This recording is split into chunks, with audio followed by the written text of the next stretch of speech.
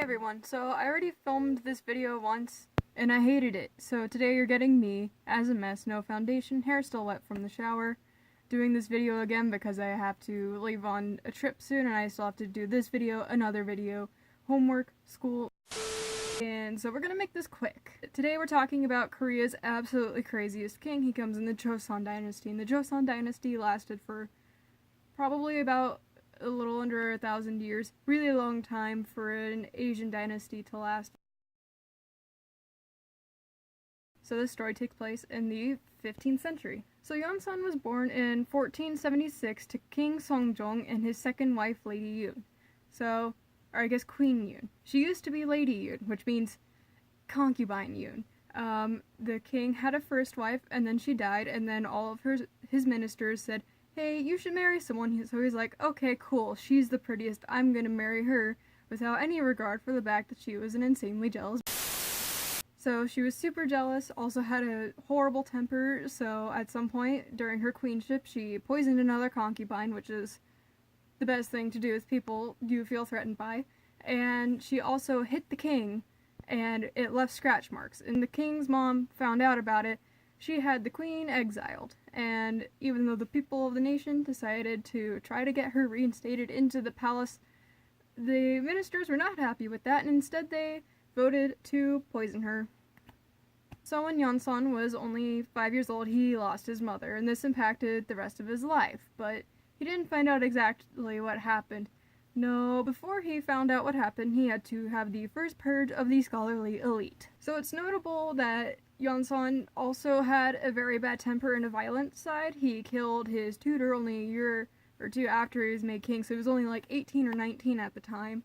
And then he found out that his dad had to put a whole bunch of rules in the palace that he had to follow and did not want to follow, and he couldn't really do his job the way he wanted to, because the ministers were like, no, this is what your dad said you have to do. And he was pretty pissed about that, so he needed a way to get around this.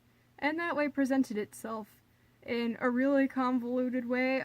Some dude who was a scholar wrote an article criticizing like a political coup that happened like 50 years earlier. It was like Yeonsangun's great-granduncle usurped the throne from someone else, and everyone thought this was treasonous, or at least everyone in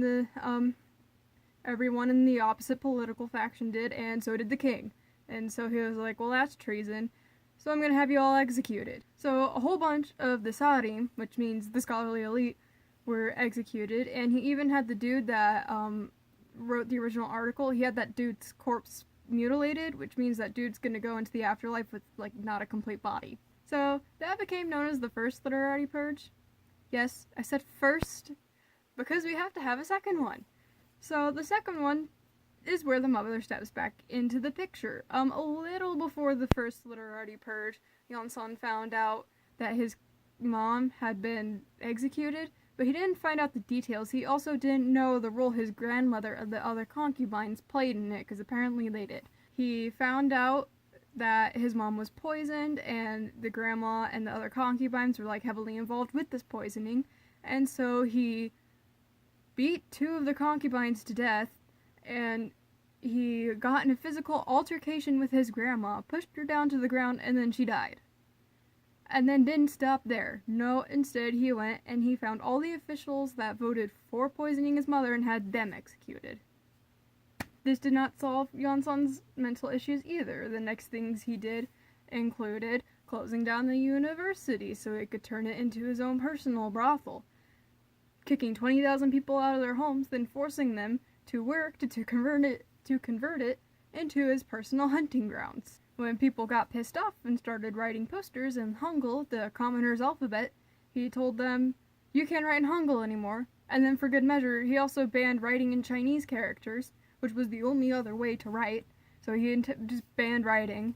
And then when the ministers were upset about this, he had the Office of Censors, which was their only way to really complain about the king or have any criticism of him. He had that closed down, and also took away their national library so they can't do scholarly things anymore. And he also had them wear a sign that says, a mouth is a door that brings in disaster. A tongue is a sword that cuts off a head. A body will be in peace as long as its mouth is closed and its tongue is deep within. So yeah. And then the king's chief eunuch, which is basically his right-hand man, kind of walked up to him and asked, hey, can you maybe knock off all this crazy behavior? You're pissing off everyone in your kingdom and you're not actually being a good king. Yeonsan decided to respond to that by loading him up with arrows, dismembering the body, and then punishing his family to the 7th degree, so basically for like 7 generations. Oh yeah, and at this point everyone was so scared of him that when he asked, hey, do you think this was an okay punishment to do, they just sat there and just, They just kept their mouth shut. And there was also this incident where Yeonsan was pouring a drink for one of his ministers, and the minister spilled it. And so Yeonsan had the poor dude exiled, because, you know. How did this end, you ask? Well, if it involves royalty, it probably involves a coup somewhere, so yes, a coup happened. A lot of the ministers got together and were like, hey, we've had enough of this, let's kick the king off the throne.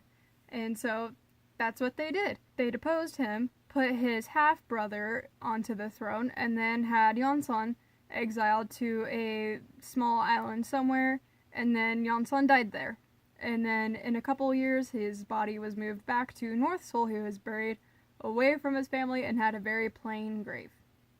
That's how you completely screw up your country in the span of less than 20 years. He was on the throne for all of 12 years. He managed to close the university and turn it into a brothel, close the public library, or I guess the royal public library, destroy a significant portion of the city and turn it into hunting grounds, kill the majority of the scholarly elite who actually know how to rule a nation because they're actually educated, banned writing, killed his grandma, killed his concubines. Did I get everything? Okay, oh, killed his right-hand man who had served under 3 different kings. Best king ever.